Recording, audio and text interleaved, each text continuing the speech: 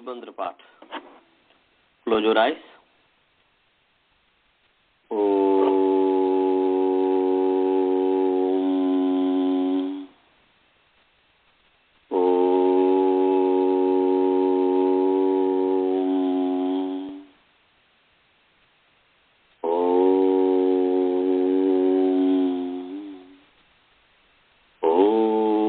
सहनावतु सहनौ भुनक्तु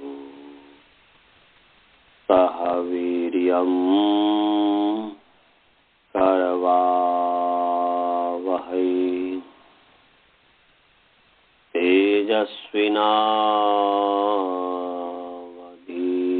तेजस्विनावधीतमस्तु मा विद्विषावहै।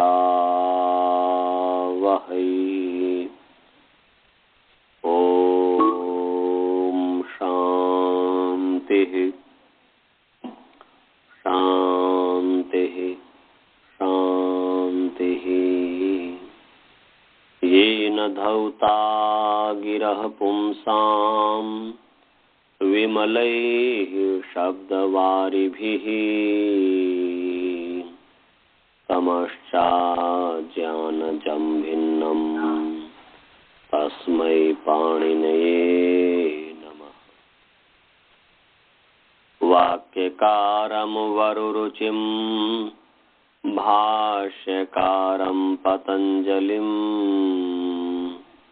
पाणिनी सूत्रकारं च प्रणतोऽस्मि मुनित्रयम्।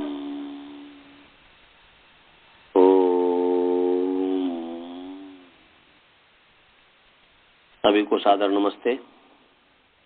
आइए ईश्वर की कृपा से प्रथमावृत्ति की कक्षा प्रारंभ कर रहे हैं। आप सभी का प्रथमावृत्ति कक्षा में स्वागत है।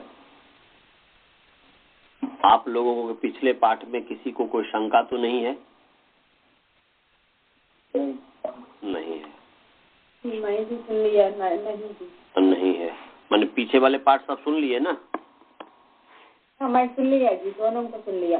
अच्छा, दोनों सुन लिए। चलिए ठीक है। सिद्धि भी कर दिया, आ गया। ठीक, बात सुना। गुरुकुल में किसी को कोई शंका तो नहीं है? मनीष जी, विद्यानंद जी, किसी को शंका तो नहीं है? नहीं। और ये जो है, आप अपना, मैं नाम ही भूल जाता हूँ। स्नेहा जी, आप कॉपी कलम दीजिए तो सबका नाम लिखते हैं, सबसे पूछेंगे। एक ही व्यक्ति से पूछ लेते हैं, सबसे पूछना जरूरी होता है। दीजिए तो सबका नाम लिखते हैं। तो हाँ, बोलिए, क्या बोल रहे हैं? कौन पूछ रहे हैं? श्रवण जी। हाँ बोलो, क्या क्या पूछ, क्या है, क्या शंका है? शंका ये है कि मैं ऋक प्रत्यय ऋक कैसे हुआ, माने ऋक कैसे हुआ, ऋक हमको समझ में नहीं आया इसमें कैसे हुआ। अच्छा जी, मैंने इनका शंका समझ गए। मरी मृजा, समझ गया। मरी मृजा में म के आगे रीक कैसे हो गया, ये कह रहे हैं ना जी? ये नहीं समझ में आएगी। हाँ, तो देखो, म मृज अ है, माने मृज था, य का जो है लोप हो गया, यंगोचित से जो य का लोप हो गया, तो म मृज अ जो रहा, तो इस अ को मान करके म मृज की अंग संज्ञा है, और अंग संज्ञा होने से अंगस्य के अधिकार में जो है री गृदुपधस्य च। तो ये क्या कह रहा है? ये कह रहा है अंग के, इसमें जो अत्र लोपो अभ्यासस्य से अभ्यासस्य की अनुवृत्ति आ रही है ना, अत्र लोपो अभ्यासस्य से अभ्यासस्य की अनुवृत्ति आ रही है। तो ये कह रहा है कि ऋदुप्त अंग जो है, ऋकार उपधा में है जिसके, ऋकार उपधा में है जिसके, वो हो गया ऋदुपध माने ऋत उपधा यस्य। तो यहाँ पर बताइए ऋदुपध माने ऋदुपध कौन है? हाँ जी, यहाँ पर ऋदुपध कौन है भाई बताइए? मृज आचार्य। पूरे समुदाय। अनंत जी आपने क्या बोला? मृज। अच्छा जी, आप कह रहे हैं कि ऋदुपद जो है मृज है, और श्रवण जी क्या कह रहे हैं? मृज पूरे समुदाय। तो मृज पूरे समुदाय क्या हुआ? ऋदुपद का जो अर्थ है ऋत उपधा यस्य, माने ऋत माने ऋकार, ऋकार उपधा यस्य, ऋकार उपधा है जिसके, तत् ऋदुपधम तस्य ऋदुपधस्य। और ऋदुपद जो है, ऋदुपधस्य जो है, एक किसका विशेषण है? ऋदुपधस्य किसका विशेषण है? मृज का विशेषण है कि अंग का विशेषण है? जब अंग का विशेषण है तो फिर मृज कैसे हो गया ऋदुपद? वेरी नाइस, बहुत सुंदर, धन्यवाद। मृज ये ऋदुपद है, ऋकार उपधा है जिसके। तो ये मृज जो अंग है, मृज जो अंग है, इस अंग का ऋकार उपधा है, नहीं है? माने ऋकार उपधा है जिसके, जिस अंग का अवयव उपधा ऋकार है। तो मृज माने मृज को की जो अंग संज्ञा है अ को मान करके अच जो प्रत्यय किए हैं, ल्यू नंदी ग्रही पचाद्युभ्यो ल्यूनिन्य से जो अच प्रत्यय किए हैं, उस अच को मान करके मृज की जो अंग संज्ञा है, उस अंग के अवयव है ना ऋकार, कि नहीं है अनंत जी? मृज जो अंग है उसका अवयव है ना ऋकार, कि नहीं है? और अनंत जी समझ में आ रहा कि नहीं?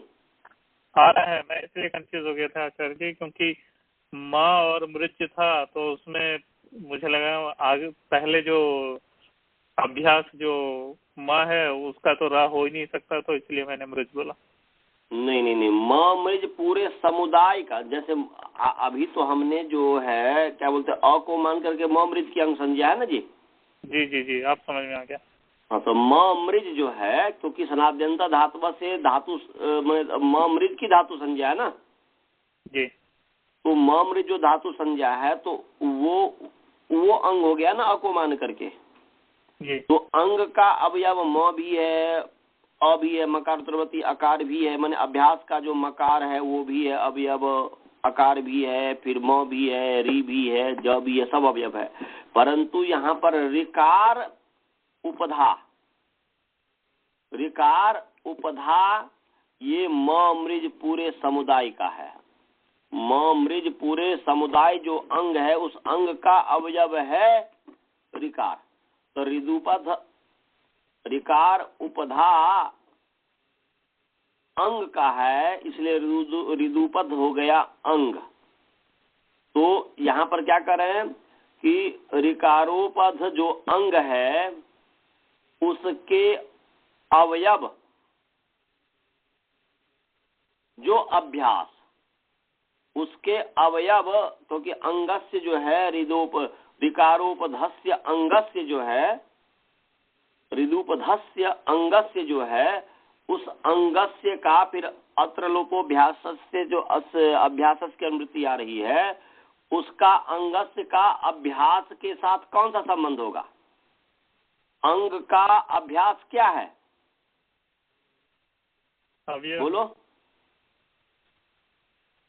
अंग का सामने लिख करके देख करके बोलिए कि कोई भी व्यक्ति बोल सकता है। हम ये अवयव है। अवयव है, अवयवी भाव, अवयव अवयवी भाव, अवयव है। यहाँ पर जो है मृज जो है इस अंग का अवयव, जैसे इस अंग का अवयव री था, रिदुपधा में ऋकार उपधा में है, जिसके जिस अंग के अवयव ऋकार उपधा है तो रिदुपद हो गया पूरा समुदाय। ऐसे ही मृज में मृज का अवयव है, अंग का अवयव है। तो ऋकारोपध अंग, ऋकारोपध का फिर अंग के साथ तो स्वरूप संबंध हो गया। ऋकारोपधस्य, ऋकारोपध जो है ऋकार उपधा में है, जिसके उस पूरे ऋदुदप माने ऋदुपधस्य का जो है अंगस्य के साथ तो स्वरूप संबंध हो गया। और फिर ऋकारोपधस्य अंगस्य, इसका जो है अभ्यास के साथ अवयव अवयवी भाव संबंध हो गया। तो क्या हो गया? ऋकारोपधस्य अंगस्य अवयवस्य अभ्यासस्य। ऋकारोपध अंग के अवयव अभ्यास के स्थान में री का आगम होता है। इसका क्या अर्थ है जी? श्रवण जी, क्या इसका अर्थ है? जिसका अर्थ यदि आप समझ जाएंगे तो आपको समझ में आ जाएगा। ये कह रहा है ऋकारोपध अंग के अवयव अभ्यास। तो ऋकारोपध अंग है मृज, उसका अवयव अभ्यास है उसके स्थान में रीक आगम होता है, उसको रीक आगम होता है। तो जब रीक आगम हुआ तो अब प्रश्न हुआ कि आगम तो मित्रवत होता है, आदेश शत्रुवत होता है। तो यहाँ पर को हटाएगा तो नहीं आगम, तो या तो पहले बैठेगा या बाद में बैठेगा। माने से पहले बैठ सकता है या से बाद में बैठ सकता है। तो यहाँ पर आद्यंतो टक तो हमने पढ़ाया है कि तित कितौ यस्युक्तौ तस्य क्रमात् आद्यंतावयवस्तः। तित और कित जिसको कहा है उसका वह तित होगा तो क्रम से आद्यवयव हो जाएगा, और कित होगा तो अंतावयव हो जाएगा। तो रीक जो है कित है, क की हलंत्यम से संज्ञा है, तसलोप दसलोप। तो रीक जो है कित है, तो इसलिए का अंतिम अवयव बन गया, अंतिम पार्ट बन गया। तो रीक मृज अनुबंध लोप करेंगे तो री ज चला क चला गया, तो मरी मृज मरी मृज सूला करके मरी मृज बन जाएगा। समझ में आया श्रवण जी? श्रवण जी समझ में आया। हाँ, माने वहां पर जो है ये ध्यान रखिएगा। और यंग लुक के परे ये बताया कि यंग परे हो या यंग लुक परे हो। तो यहाँ पर यंग लुक परे है, यहाँ पर यंग लुक परे है, तो यहाँ पर रीक हो गया अभ्यास के अंतिम अवयव, तो मरी मृजा। अब आगे चले। आचार्य जी, हाँ बोलिए। आचार्य जी, एक शंका है, इधर मृजेर वृद्धि का अवकाश नहीं है, अवकाश है ना धातु लोप अर्ध धातु के उसको हटा देता है जी। और वो तो पहले मैं बता दिया हुआ हूँ, वो बता दिया। यहाँ पर जो है ये उदाहरण ही नौ धातु लोप अर्ध धातु का है ना जी। नौ धातु लोप अर्ध धातु को का अर्ध धातु के जो है इसे उसी का उदाहरण है कि धातु लोप अर्ध धातु के पर रहते मतलब जो है के स्थान में गुण वृद्धि नहीं होते। तो यहाँ पर जो है मृज और य था, यंग जो प्रत्यय किए थे, और फिर जो है द्विवचन इत्यादि हुआ, फिर मृज हो गया, यंग का लोप हो गया यंगोची से। तो यहाँ पर अब अच को मान करके अच जो है उसको जो है मृजेर वृद्धि क्या कहता है? मृजेर वृद्धि क्या कहता है जी? बोलिए। मृजेर वृद्धि तो ओ मृज के साथ ओ धातु के साथ वृद्धि होता है। मैंने मृज अंग को वृद्धि होती है, वृद्धि होता है, मार्ग बनता है। तो यहाँ पर जो है वो मृज जो अंग है मृजेर वृद्धि, तो यहाँ पर मृज अंग को वृद्धि प्राप्त है। मृज अंग के इक के स्थान पर वृद्धि प्राप्त है। तो यहाँ पर कह रहे हैं कि जिसको निमित्त मानकर, इसका अर्थ मैंने आपको बताया कि नहीं मृजेर वृद्धि का पहले? मृजेर वृद्धि का अर्थ बताया आपने, मार्चटी की सिद्धि में बताया आचार्य जी आपने, बताया हुआ हूँ ना? हाँ हाँ, तो मृजेर वृद्धि जो है, क्योंकि मृज अंग को कहता था। अंग क्या है?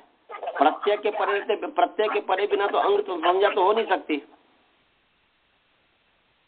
आचार्य जी हाँ बोलिए। लेकिन ये मरी मृज में जो है ये वाला प्रसंग नहीं आया। ये है तो न धातु लोपा अर्ध धातु के का ही पार्ट, लेकिन वो सूत्र लगेगा कहाँ? अच्छा, मैं इसका मतलब मैं नहीं पढ़ाया हूँ, इसका मतलब ये मतलब उस सिद्धि में न धातु लोपा अर्ध धातु के छूट गया। तो ठीक है, अभी मैं समझा दे रहा हूँ फिर। तो देखिए, मरी मृज अ है ना, मरी मृज अ तो हो गया। अब इस स्थिति में अ को मान करके मरी मृज की जो है अंग संज्ञा है, और अंग संज्ञा होने से जो है अंगस्य के अधिकार में मृजेर वृद्धि ये लगा। तो मृजेर वृद्धि क्या कहता है? मृजेर वृद्धि कहता है कि मृज अंग को जो है वृद्धि होता है।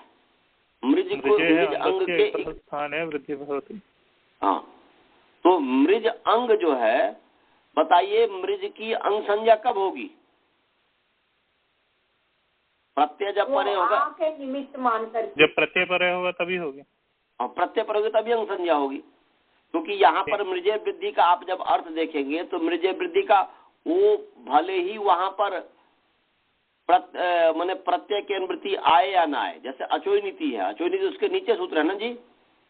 जी हाँ, उसके नीचे सूत्र अचोई नीति। मृजेर वृद्धि तो सीधे कहता है कि मृजेर अंग से वृद्धि से, मृजेर अंग से इका स्थान वृद्धि से। आप ये 7-2-114 नंबर सूत्र है।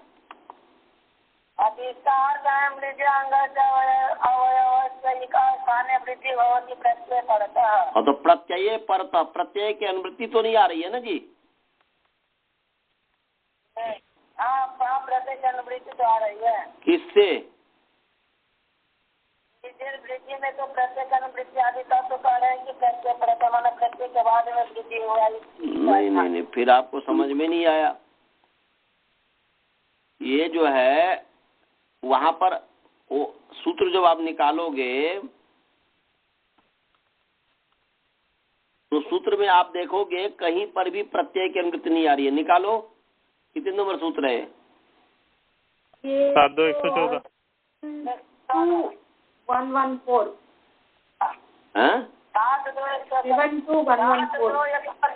7-2-114। अच्छा,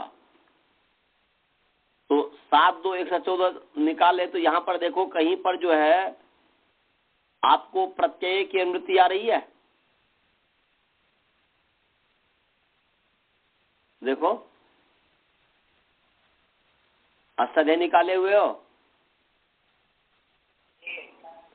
तो यहाँ पर जो है कहीं पर भी ऊपर कहीं तो प्रत्यय आया ही नहीं है जिसकी अनुवृत्ति आए। एक सूत्र है आचार्य 98 7-2-98 में प्रत्ययोत्तर पदयोश्च। क्या बोले थे? 7-2-98। हाँ, प्रत्ययोत्तर पदयोश्च। हाँ, तो उससे अनुवृत्ति नहीं आएगी। अच्छा, आप बोले थे कि अंगस्य होने के कारण। Very nice. हाँ, यही मैं कहना, आप ही का मुख से करवाना चाहता था। ये मैं बोल दूं तो ठीक नहीं है ना। ये अंगस्य जो है, अंगस्य जो कहा है कि अंगस्य वा तो अजय अंगस्य की अनु अंगस्य मृजे अंगस्य मृजे अंगस्य, तो मृजे अंगस्य वृद्धि भवति। क्या अर्थ है जी? मृजे अंगस्य स्थाने वृद्धि भवति, तो मृज अंग के स्थान में वृद्धि होता है। यहाँ पर इको की वृद्धि आ जाएगी, तो मृजे अंगस्य इक स्थाने, पूरा ये अर्थ हो गया। मृजे अंगस्य इक स्थाने वृद्धि भवति, तो अंग होगा ही तब जब प्रत्यय होगा, क्योंकि यस्मात् प्रत्यय विधि सदादि प्रत्यंगम, ये कहता है कि जिस धातु या प्रातिपदिक से प्रत्यय का विधान किया गया है, यस्मात् धातु व प्रातिपदिकात् वा प्रत्ययो विधीयते तस्मिन् प्रत्यये परतः तदादि अंगम स्यात्, उस प्रत्यय के परे रहते तदादि की अंग संज्ञा होती है। तो प्रत्यय निमित्त, प्रत्यय के बिना तो अंग हो ही नहीं सकता, तो अपने आप ही जो है प्रत्यय शब्द उपस्थित हो गया, प्रत्यय अपने आप ही उपस्थित हो गया, इसलिए प्रत्यय परतः हमने कर दिया। ये जो अभी बोला था श्रवण जी ने जो बोला था कि भाई प्रत्यय परतः, तो अर्थ उन्होंने ठीक बोला था, मृजे अंगस्य इक स्थाने वृद्धि भवति प्रत्यय परतः, परंतु प्रत्यय परतः जो हुआ ये आक्षिप्त हो गया, इसका जो है आक्षेप कर लिया, ये अनुवृत्ति से लब्ध नहीं है। ये प्रत्यय शब्द अंग पद से यहाँ पर लब्ध है, प्रत्यय पद। समझ में आया जी?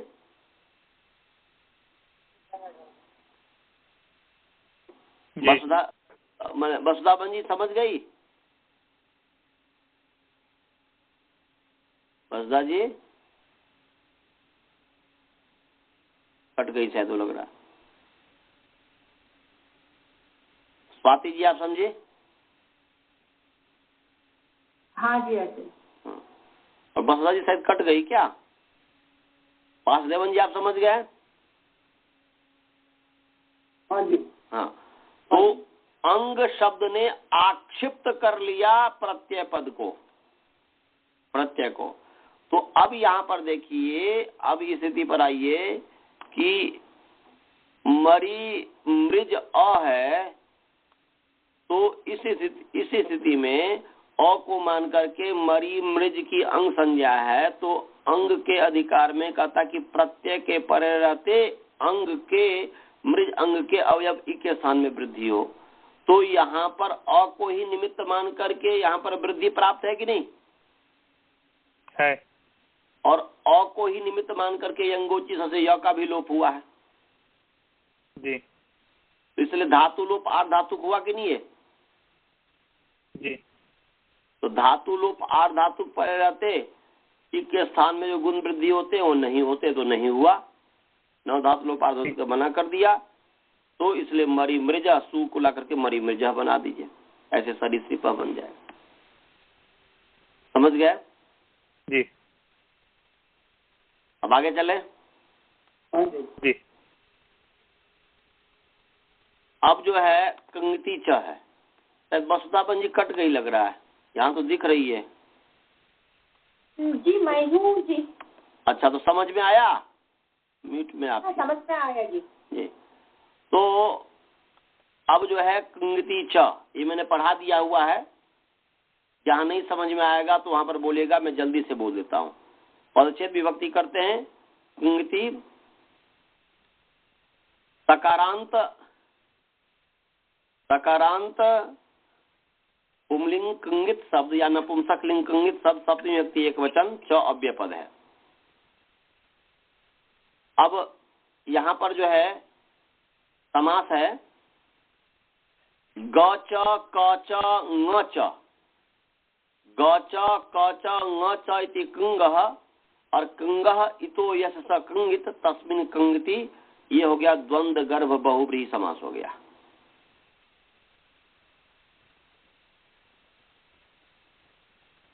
अब जो है ग च क च ङ च इति कंगः जो हुआ, तो ग हलंत, क हलंत, ङ हलंत, ये है। तो समास जब करेंगे तो ग सु क सु ङ सु, फिर जो है यहाँ पर इसकी समास संज्ञा है, समास है, द्वंद्वे चार से द्वंद्व से इसे समास है, समास होकर के सुपो धातु समास होने से कृत समासा से प्रातिपदिक संज्ञा होगी, प्रातिपदिक संज्ञा होने से सुपो धातु प्रातिपदिक से लुक हो गया है, धातु और प्रातिपदिक अवयव सुप का लुक हो जाता तो ग क ङ ये रहा। पहले ग सु क सु ङ सु था, अब जो है सु का जब लोप हो गया तो ग क ङ हुआ। अब ग क ङ हुआ तो ये पद है ही। अब इस स्थिति में क्या है, खरीच, खरीच, खरीच क्या कहता है जी, खरी परतः झलाम स्थाने चर भवती, यही कहता है ना जी। खरीच क्या बताता है, ये पीछे में बताया हुआ हूँ आपको। खरीच कहता है कि खर के पहले जलों के स्थान में अभ्यास चर की वृत्ति आ रही है तो चर होता है, तो ग को क्या हो गया, स्थानांतर हो गया, ग को क हो गया, हो गया। हाँ चर है ना, चर का मतलब कि वर्ग का प्रथम वर्ण ना, तो क हो गया, ग को हो गया क स्थानांतर तम से, तो हो गया क क ङ, क्या हो गया जी। कुछ पूछ रहे हो क्या आप लोग गुरुकुल वाले? मैं जो बोल रहा हूँ समझ में आया? ये पहले मैं पढ़ा दिया हुआ हूँ, परंतु जो फिर मैं दोबारा केवल एक आप लोग को याद हो इसलिए मैं बोल रहा हूँ, समझ में आ रहा है? खरीचा का क्या अर्थ है, खरीचा का याद किए हो अर्थ?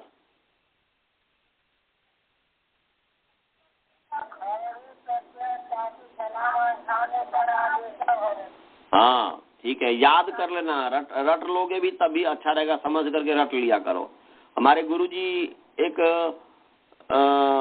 जब मैं हरिद्वार में पढ़ता था तो हरिद्वार में कुछ दिन मुझे मौका मिला नव्य संस्कृत भाषा सीखने का, नव्य न्याय, तो वो नव्य संस्कृत भाषा।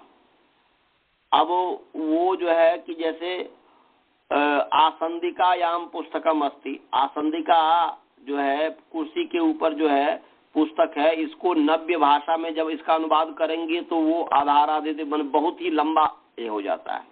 तो वहां पर मैं दर्शन पढ़ने के लिए जाता था, तर्क संग्रह के ऊपर जो है नव्य भाषा में लिखी हुई जो है मैं वो नाम अभी भूल रहा हूँ, वो टीका पढ़ाते थे, तो मैं उनसे पढ़ने के लिए जाता था, तो वो मतलब वो नव्य भाषा हमें सिखाते थे, नव्य न्याय की भाषा हमें सिखाते थे। तो वो हमें बताया करते थे कि देखो यदि तुमको न्याय दर्शन, न्याय जो है समझ में आ गया और यदि उसको आपने याद नहीं किया, बिना समझे यदि न्याय को यदि ये कर लिया तो कुछ भी पल्ला नहीं पड़ेगा। और व्याकरण को आपने समझ लिया परंतु यदि आपने स्मरण नहीं रखा तब भी कुछ लाभ नहीं होगा। कहने का अभिप्राय है कि आप जिस चीज को समझ लेते हो तो उसको बार बार प्रैक्टिस में लाओ, अपने आप अभ्यास में आ जाएगा। तो आइए, तो खरी पड़ता झलाम स्थाने चर आदेश भवती, तो यहाँ पर खर क खर है कि नहीं, खर जो है क है और उसके पड़ते झल जो है ग, उसके स्थान पर चर हो गया, तो स्थानांतर में से चर हो गया तो ग को हो गया क, तो हो गया क क ङ, क्या बन गया जी, क क ङ। अब उसके पश्चात यहाँ पर क क ङ जो हुआ, इस स्थिति में एक सूत्र है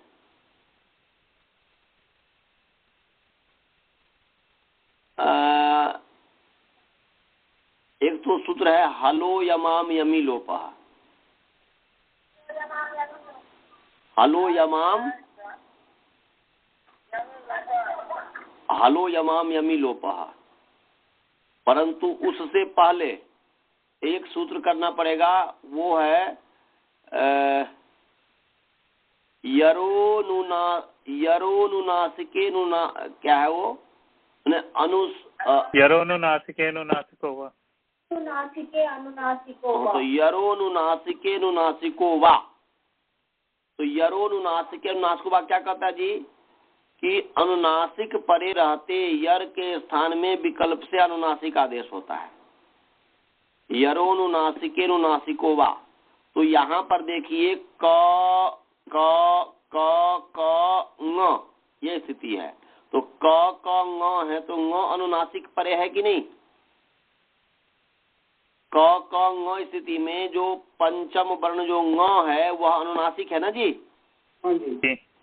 उस अनुनासिक के परे रहते यहाँ जो यर है, बताइए क जो है माने क और ङ के बीच में जो क है वो क यर है कि नहीं? यर का मतलब य से लेकर के सर तक तो उसमें क तो आ ही गया, वर्ग का प्रथम वर्ग। तो यर है तो यर को अनुनासिक हो जाएगा विकल्प से। तो अनुनासिक हो जाएगा तो क्या बन जाएगा? वो क का पंचम वर्ण क्या हो जाएगा? ङ। तो बन गया क ङ। क्या बन गया जी? क ङ। मनीष जी, विद्यानंद जी और क्या क्या नाम है, सबको समझ में आ रहा है? मनीष जी समझ में आ रहा है कि नहीं? नहीं समझ में आएगा तो पूछना। और आजकल तो आचार्य जी भी हैं, आचार्य रामदयाल जी, ये आप लोग का सौभाग्य की बात है। जब न समझ में आए तो उनसे पूछ लीजिए कि आचार्य जी ने क्या कहा, मुझे नहीं समझ में आया, समझा दीजिए। अच्छे विद्वान हैं। तो क ङ ये स्थिति हुई। अब इस स्थिति में जो है हलो यमाम यमी लोपः। तो जब क ङ हुआ, विकल्प से कहा तो एक बार जब नहीं होगा तो क ङ ही रहेगा। तो क ङ ही रहेगा, डबल क रहेगा। जब विकल्प से अनुनासिक हो जाएगा तो हो जाएगा क ङ, ये स्थिति हुई। तो क ङ जब ये स्थिति हुई, इस स्थिति में जो है हलो यमाम यमी लोपः। क्या कहता है कि हल से उत्तर यम का लोप होता है यम के परे रहते। तो यहाँ पर बताइए हल है क ङ में क जो हल है कि नहीं, व्यंजन है कि नहीं? उस हल से उत्तर यम जो पंचम वर्ण जो ङ है ये यम है कि नहीं? यम तो कहाँ तक जाएगा? य से लेकर के यमंगणनम का म के बीच में जितने उसमें ङ आ गया तो यम वर्ण हुआ कि नहीं? तो हल से उत्तर यम का लोप हो गया जब यम परे हो। तो यम जो है पंचम वर्ण जो है ङ परे है तो ङ का लोप हो गया। तो क्या बच गया? माने ग च क च ङ च इति ङ, माने एक ही क बच गया, ङ का लोप हो गया है। तो एक ही क आपको दिखाई देगा, परंतु वैयाकरण को यहाँ पर दिखाई देता है, दो क दिखाई देता है। और वैयाकरण को वहाँ पर पहले वाला क ग दिखाई देता है, दूसरे वाला जो है क दिखाई देता है बुद्धि से। तो यहाँ पर इस संधि को ध्यान में रखिएगा। इसलिए अष्टाध्यायी में आप जब देखेंगे किसी में तो डबल क ह्रस्व डबल क ङ ह्रस्वीकार त ह्रस्वीकार ऐसा मिलेगा, कहीं पर केवल एक ही क मिलेगा। तो आप लोग के अष्टाध्यायी में कौन सा है? दो डबल क है कि एक क है? एक का है जी। एक क है। तो एक क भी है तो कोई गलत नहीं है। मैंने अभी संधि बता दिया, इससे समझ में आ गया कि उसका लोप हो गया हुआ है। तो प्रथमा वृत्ति जब आप देखेंगे तो प्रथमा वृत्ति में डबल क है। अब अष्टाध्यायी में देखेंगे तो एक क है। दोनों ठीक है क्योंकि विकल्प से लोप कहा है। तो जब लोप नहीं होगा तो डबल क दिखेगा, और जब लोप हो जाएगा तो एक ही क दिखेगा। लोप पक्ष में एक क, और जब लोप नहीं होगा उस पक्ष में डबल क दिखेगा, दो बार क दिखेगा। तो कंगित तो कंगह इतो यस्य, क माने ग क ङ इत है जिसके, उसको कंगित कहेंगे। अर्थात कित माने गित कित नित, इसका सप्तमी में गिति किति नीति ये अर्थ हो गया। और ऊपर से जो है अनुवृत्ति आ रही है इको गुण वृद्धि की, और नौ धातु लोप आठ धातु के से नौ की अनुवृत्ति आ रही है। तो क्या अर्थ हो गया? गीति किति नीति च प्रत्यये परतः, ये अर्थ हो गया। गीति किति नीति च प्रत्यये परतः इक स्थाने गुण वृद्धि न भवतः। क्या अर्थ हो गया जी? गीति किति नीति च प्रत्यये परतः इक स्थाने गुण वृद्धि न भवतः। समझ गए क्या इसका अर्थ हुआ जी? गीति किति नीति च प्रत्यये परतः एक स्थाने गुण वृद्धि न भवतः। हाँ, गित कित नित प्रत्यय के परे रहते इक के स्थान में गुण वृद्धि नहीं होते। समझ गए? अब जो है, अब इससे आगे थोड़ा इसमें बताता हूं जो कि बार बार आएगा। यदि मैं परतः कह दूं तब भी यदि प्रमाद के कारण, जैसे अभी तो मैं सिखाने के लिए परतः अर्थ किया, परंतु इसका वास्तविक क्या अर्थ है, क्या होना चाहिए। यहाँ पर गीति किति नीति जो है इसमें निमित्त सप्तमी मानो, पर सप्तमी नहीं मानो। क्या मैं बोला?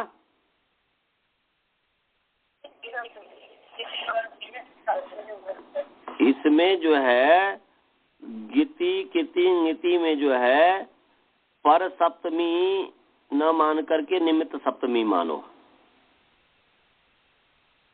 इससे लाभ क्या होगा? इससे लाभ क्या होगा? इससे लाभ होगा इसे भिन्न। क्या है जी? उदाहरण के लिए भिन्न, भिन्न भिद धातु है। भिन्न में कौन सा धातु है? भिद धातु। आप लोग हमारा सहयोग कीजिए। भिन्न में कौन सा धातु है? भिन्न में भिद धातु है। वेरी नाइस, भिद धातु है।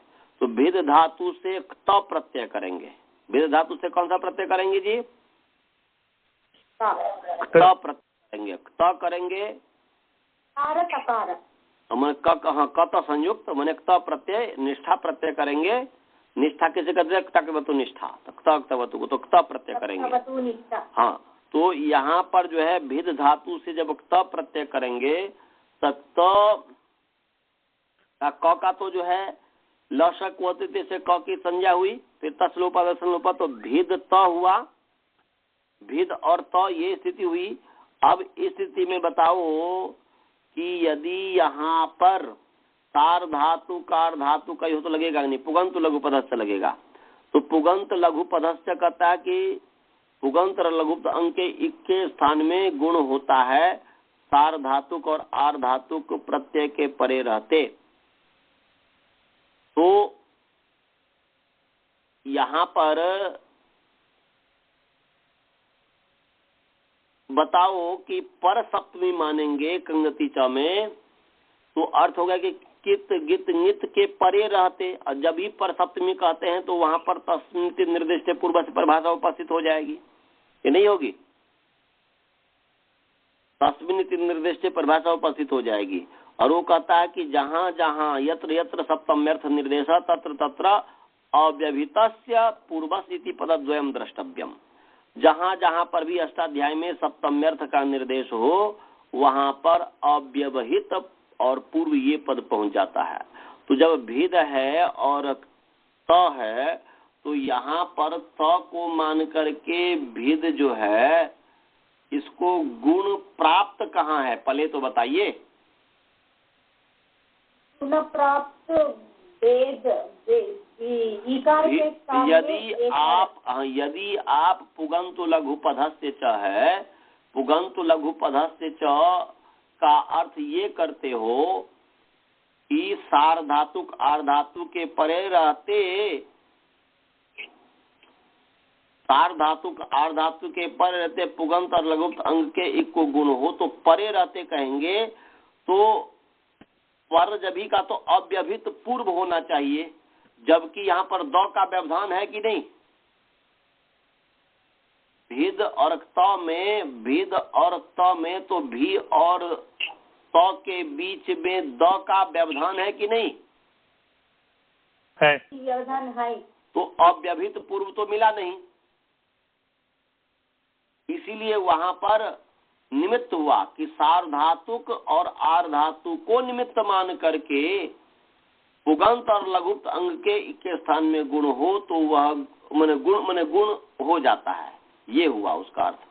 तो वहां पर जब निमित्त का, तो यहाँ पर जब निमित्त सप्तमी मानेंगे कंगति च में, तो जो है ये होगा, ये यदि हम पर कर देंगे कि कित के परे रहते, गित के परे रहते, नित के परे बने गित के परे रहते, कित के परे रहते और नित के परे रहते,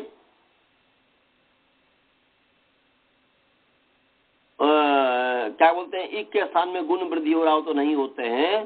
तो वहां पर बीच में रुकावट होने के कारण, अव्यवहित पूर्व नहीं होने के कारण है ही नहीं, तो निषेध क्या करेगा भिन्न में। तो इसलिए यहाँ पर मानना पड़ेगा कि निमित्त सप्तमी है। निमित्त सप्तमी हुआ कि कित को निमित्त मान करके, गित को निमित्त मान करके, नित को निमित्त मान करके यदि इक के स्थान में गुण वृद्धि हो रहा हो तो नहीं होते। इसलिए किति गिति नीति च माने गिति किति नीति च निमित्ते सती इका स्थाने गुण वृद्धि माने किति गिति नीति च निमित्ते इका स्थाने गुण वृद्धि न भवतः। माने गित को निमित्त मान करके इक के स्थान में गुण वृद्धि नहीं होते, कित को निमित्त मान करके एक के स्थान में गुण वृद्धि नहीं होते, और नित्य को निमित्त मान करके एक के स्थान में गुण वृद्धि नहीं होते। तो निमित्त सप्तमी मानिएगा। क्या मानिएगा जी? निमित्त सप्तमी। पर सप्तमी मान लेंगे तो काम चल जाएगा, ऐसी बात नहीं कि काम नहीं चलेगा। बोलेंगे भाई सार्वधातु का धातु में पर सप्तमी पर, तो वहां पर साक्षात कहा है कि सार्वधातु का धातु के पर रहते पुगंत और लघुप्त अंग के एक के स्थान में गुण वृद्धि होते हैं, एक के स्थान में गुण होते हैं, वो कहा है। तो यहाँ पर जो कह रहे हैं कि इसके परे रहते, कित के परे रहते, यदि वह गुण वृद्धि हो रहा हो तो नहीं होते, ऐसा भी कह सकते हैं। परंतु पर सप्तमी से अच्छा जो है निमित्त सप्तमी मानना उचित है। जब काशिका वृत्ति आप पढ़ेंगे तो काशिका वृत्ति में वहां पर इसका कुछ जिक्र किया हुआ है, चर्चा की हुई है। इसलिए निमित्त सप्तमी मान लीजिए। तो गिति किति नीति च निमित्त के इक स्थाने गुण वृद्धि न भवतः।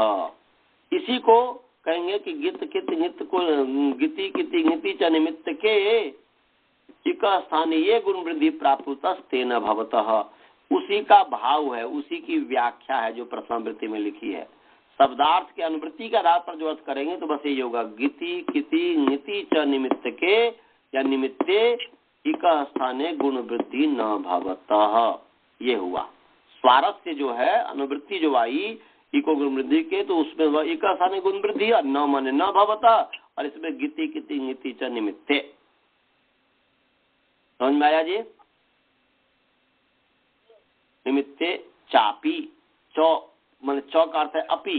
जैसे वहां पर न धातु लोप धातु ने कहा था कि धातु लोप धातु के पड़ते एक स्थान गुण वृद्धि न भवतः, यहाँ पर होगा गिति गिति नीति च निमित्ते या परतः चापी एक स्थाने गुण वृद्धि न भवतः। माने गित कित नित्य को निमित्त मान करके भी एक के स्थान में गुण वृद्धि नहीं होते। केवल धातु लोप धातु के परे रहते एक के स्थान में गुण वृद्धि नहीं होती, सो बात नहीं है। धातु लोप धातु के परे रहते एक के स्थान में गुण वृद्धि तो नहीं होता है, और गित कित नित्य को निमित्त मान करके भी, चौ माने यहाँ पर है अपी, चौ माने भी, गित कित नित्य को निमित्त मान करके भी एक के स्थान में गुण वृद्धि नहीं होते। अर्थ समझ में आ गया जी? सभी को समझ में आ गया जी? स्काइप वाले को समझ में आया? राजभल्ला जी? हाँ जी। राजभल्ला जी समझ गए? हाँ जी। चलिए जी अब आगे चलते हैं। गुरुकुल वाले को समझ में आया है? तो पहले मैं समझा दिया था, फिर मुझे समझाना पड़ा। अब इसका जो है गित का उदाहरण हूँ। गित का उदाहरण जो है जिष्णु हूँ भूषणु हूँ। क्या उदाहरण है जी? जिष्णु हूँ भूषणु हूँ। तो जिष्णु जो है, विष्णु भी इसका उदाहरण बन जाएगा। विष्णु भगवान का नाम जो विष्णु है। चलिए जिष्णु का यहाँ पर लेते हैं। तो जिष्णु जो है, जिष्णु ज ह्रस्व विकार जी मूर्धन्य स्वर्ण संयुक्त ह्रस्व उकार और विसर्ग। जिष्णु जिष्णु क्या है? अर्थ अपने आप समझ में आ जाएगा। अभी मैं अर्थ बता दूं तो फिर आनंद नहीं आएगा। क्यों ऐसा अर्थ बना, या चलिए बता ही देता हूं। जिष्णु का अर्थ है जीतने के स्वभाव वाला। जिष्णु का क्या अर्थ है जी?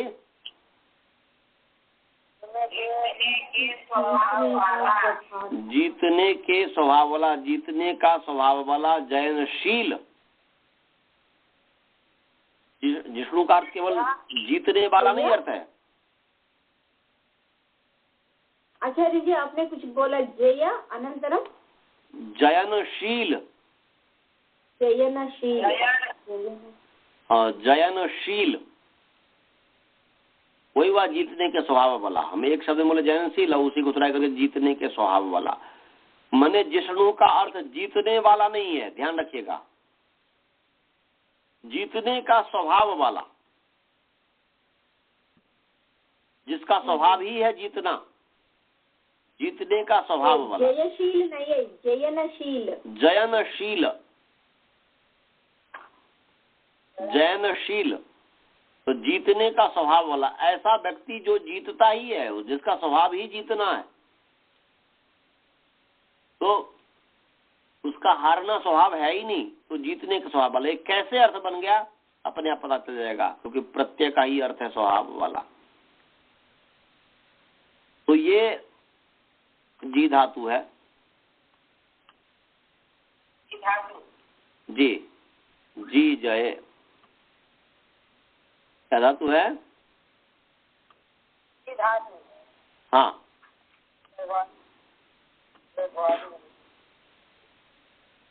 तो जो जी धातु जो है भुआदिगण की धातु है। किसकी धातु है जी? भुआदिगण की धातु है। और धातु जो है ये अनुदात्त धातु है। ये ध्यान में रखिएगा, बार बार देखिएगा, नहीं हो तो धातु पाठ देख करके अभ्यास कीजिए। तो जी धातु जो है अनुदात्त धातु है। तो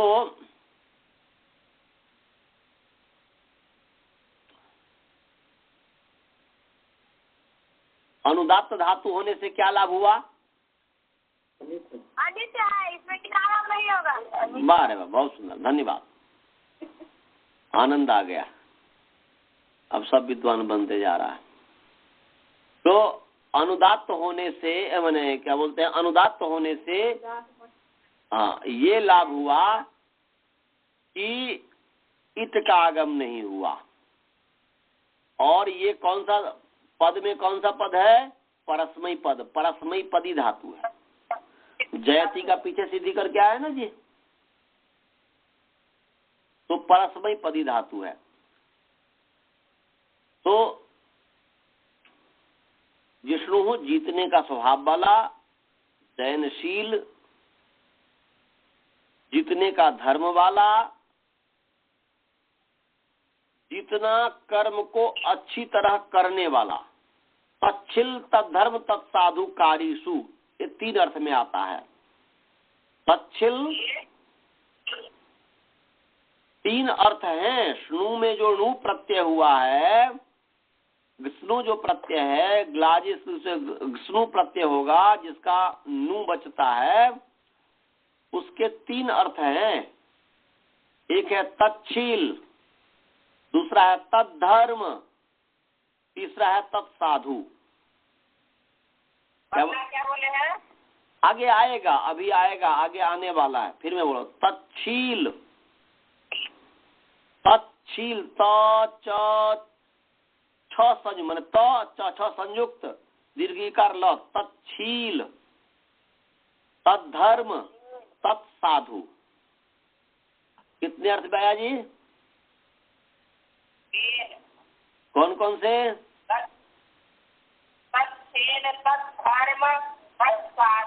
वेरी नाइस।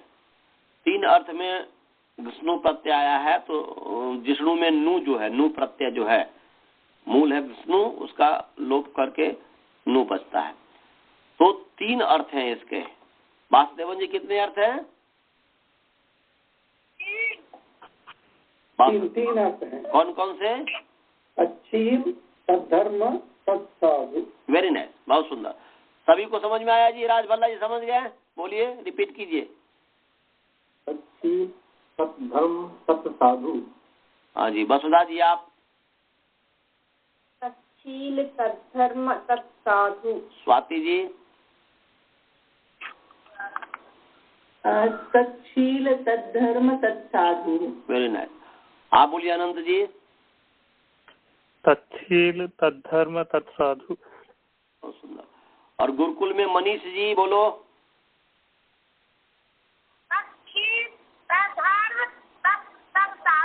तत्साधु। और विद्यानंद बोलो? नित्यानंद है या विद्यानंद, जो भी है।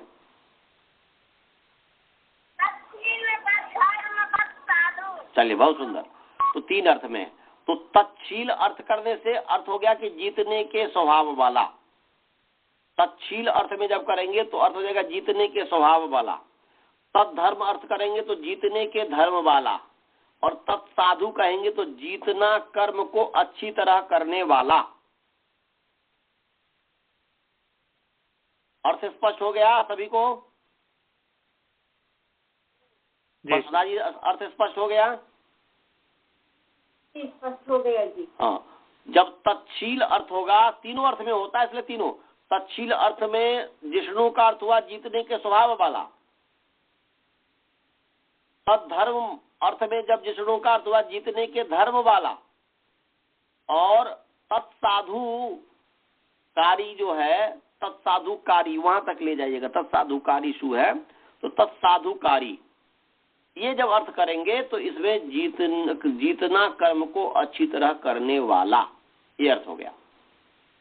तो आइए, जी धातु है, अनुदात्त धातु है, परस्मैपदी धातु है। जी की भूवादि धातु से धातु संज्ञा, धातु संज्ञा होने से धातु हो का अधिकार चला। और धातु के अधिकार में एक सूत्र है ग्लाजिस्थश्च स्नुः। निकालिए, ग्लाजिस्थश्च स्नुः। ये जो है तीसरा अध्याय दूसरा पाद का 139 नंबर सूत्र है। तीसरा अध्याय दूसरा पाद,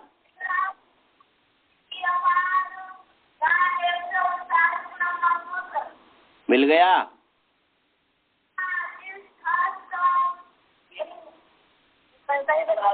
ग्लाजिस्थश्च स्नुः। तीसरा अध्याय दूसरा पाठ। और कौन सा सूत्र है? 139 में मिल गया जी। 139 है। ग्लाजिस्थश्च स्नुः। ग्लाजिस्थश्च स्नुः। ककार, सकार, नकार, अनंतरम उकार। अब जो है इस पर भी अभी चर्चा करेंगे। ग है हमारे पास, जो है उसमें ग है, आप में क है, कोई गलती नहीं है। ग जो है वो भी ठीक है, क जो है वो भी ठीक है। कैसे ठीक है वो बता देता हूँ। अभी आप जानते हैं, आप लोग इसके विद्वान है, अभी पढ़ाया था कंगतीचा में, वही है। चलिए पदच्छेद विभक्ति करते हैं। ग्लाजिस्थः, ग्लाजिस्थः ये है। ग्लाजिस्थः ये ग्लाजिस्थः ये पंचमी विभक्ति एक वचन है। ये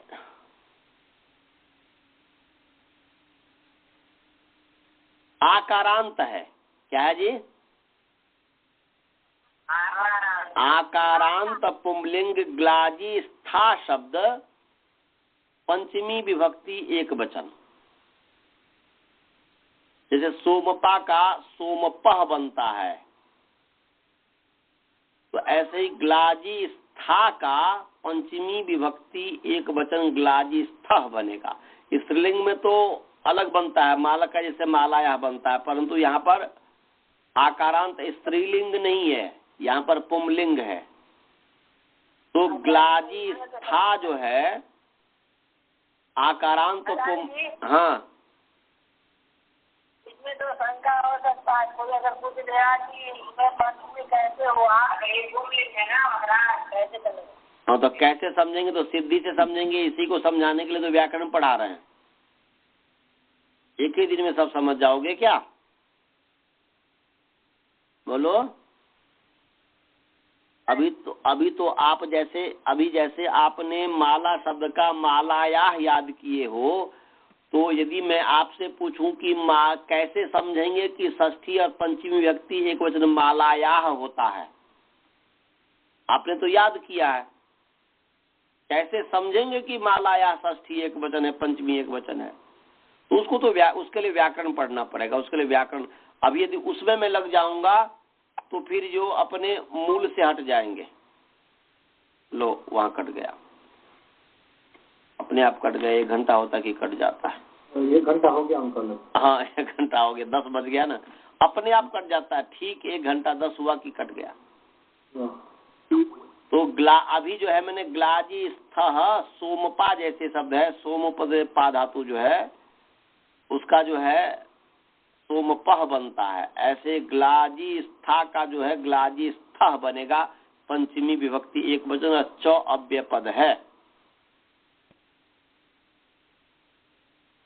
और स्नुह जो है उकारांत पुंलिंग, स्नुह शब्द प्रथमा विभक्ति एक वचन है। तो अभी इतने ही पे रहने दीजिए, क्योंकि अब समय हो गया है और आप लोग को पढ़ा देंगे और उन लोग का पीछे रह जाएगा। हाँ, तो इसीलिए कल इस पर अब चर्चा करेंगे, ग्लाजी स्थक स्नुह। और इस पर आप विचार करके सभी व्यक्ति आएंगे कि यहाँ पर ग को क कैसे हो गया है। ग जैसे कंगति च में पहले क जो है वो ग है, उसको क कैसे हो गया, वहां पर जैसे बताया ऐसे ही यहाँ पर भी है। तो आप सभी के लिए होमवर्क रहा कि स्नुह कैसे बन गया है, वैसे स्नुह। समझ गए बसराब जी? समझ गए? तो कल मैं पूछूंगा, आपसे पूछूंगा, पहले आपसे ही शुरू करूंगा पूछना। अच्छा जी, खरीचा। अच्छा तो बोल ही दिए खरीचा। उसको घटा करके देखिएगा, बोल तो दिए। हाँ घटा कर, कल बताऊंगा। हाँ कल आप बताइएगा, घटा करके आप हमें देखिएगा। सभी व्यक्ति बताइएगा, आप एक बताएंगे तो सबको समझ में आ जाएगा। तो चलिए मंत्र, और किसी को कोई प्रश्न है क्या? मंत्र पाठ करो। आचार्य जी, हाँ मुझे एक प्रश्न है। आपने कहा ये भ्वादिगण की धातु है, अनुदात्त है। हाँ, तो भाग की सिद्धि जब कराया था तब आपने लिखाया था ऐसा कि अनुदात्त है तो आत्मनेपद में ही रूप चलता है, और यहाँ पे आप इसको परस्मय विरोधी बता रहे हैं।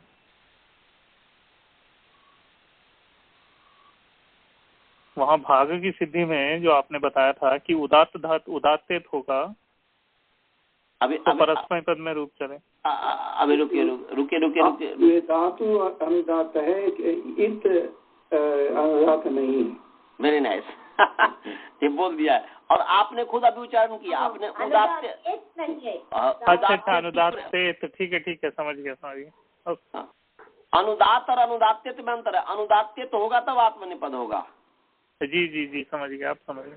प्रश्न पद हो गए। तो धातु देखो, एक है धातु उदात्त अनुदात स्वरित होता है, और दूसरा होता है उदात्तेत अनुदात्तेत स्वरितेत। तो उदात्तेत अनुदात्तेत स्वरितेत से हम निर्णय करेंगे कि आत्मनिपदी है कि प्रश्नपदी है कि उभयपदी है। जी ठीक है, समझ आ गया? जी ये उदात्तित है। अब उदात्तेत है कि अनुदात्तेत है? उदात्तेत होगा तो ई चला जाएगा।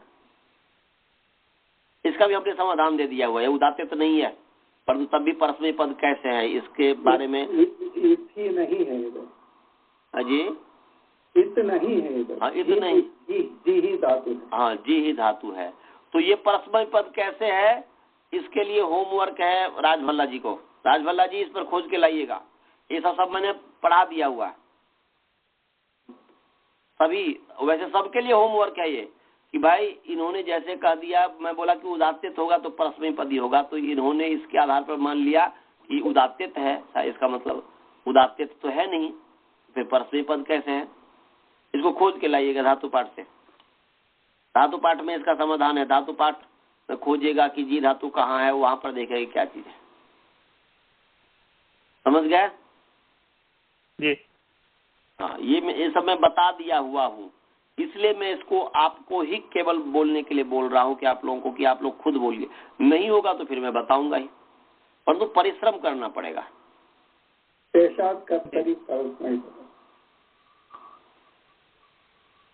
अब कल इस पर चर्चा कीजिएगा, बोलिएगा ये धातु परस्मय पद कैसे है। वो तो परस्मय पद विधान करता है, मैंने वो परस्मय पद नियम करता है, ऐसे साथ करते हैं परस्मय पद। धातु ये परस्मय पद कैसे है, इस पर जो है आप विचार करके लाएंगे। धातु पाठ में है लिखा हुआ, देख लीजिएगा। मंत्र पाठ करें जी। ओम पूर्णमदः पूर्णमिदं पूर्णात् पूर्णमुदच्यते पूर्णस्य पूर्णमादाय पूर्णमेवावशिष्यते। ओम शांति शांति। चलिए सभी को नमस्ते। नमस्ते नमस्ते। नमस्ते नमस्ते।